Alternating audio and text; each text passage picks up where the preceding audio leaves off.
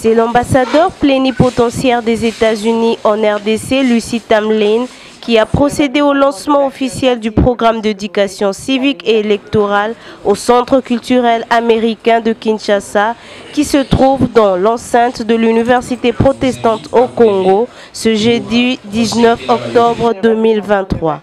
Merci pour votre intérêt. Les États-Unis soutiennent les élections pacifiques, inclusives, transparentes et crédibles pour la RDC. Et nous pensons que chaque partie prenante a son rôle à jouer.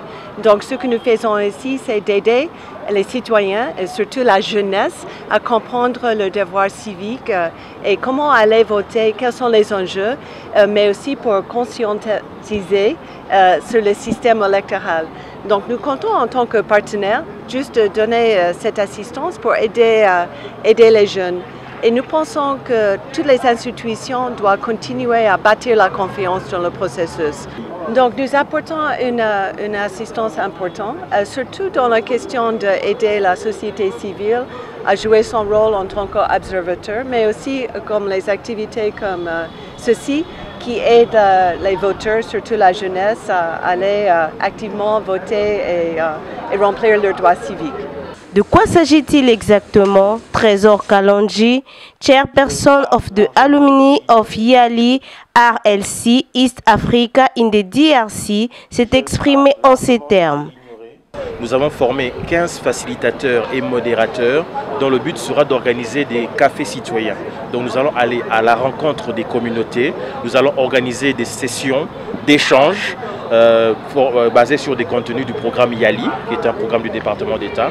Et en fonction de ces échanges-là, nous pensons arriver à former des citoyens qui pourront, le jour du vote, pleinement exprimer leur choix de façon responsable et consolider la démocratie que nous construisons en RDC. Merci. Avant, Monica Shea, conseillère en communication de l'ambassade des États-Unis, a procédé à la remise de certificats à 15 facilitateurs qui ont suivi la formation au workshop on Conducting Civil and Electoral Education MOOC du 9 au 13 octobre 2023.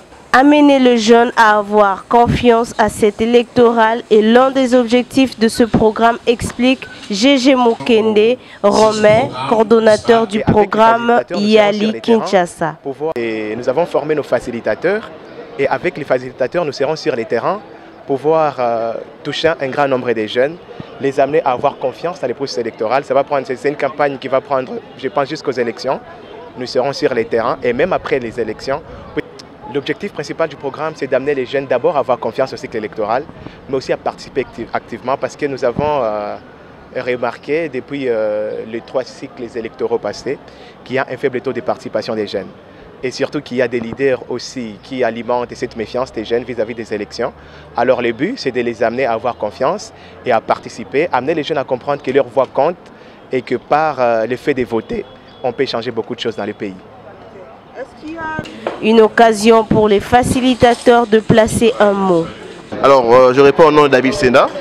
Alors, j'ai été formé en tant que facilitateur dans le projet du département américain par le biais de l'ambassade de sensibiliser les jeunes pour une forte participation, au moins 30% pour les élections de décembre. Alors, c'est ainsi qu'on a été formé dans le leadership responsable en matière de transparence et de bonne gouvernance, mais surtout comprendre les élections et l'engagement citoyen. C'est ainsi que nous avons eu 3 jours de formation pour nous équiper, pour mieux faire le travail des facilitateurs, c'est-à-dire ceux qui devront permettre aux jeunes d'appréhender leur rôle dans les élections et aussi ceux qui devront les accompagner, non seulement avant, pendant, mais aussi après les élections.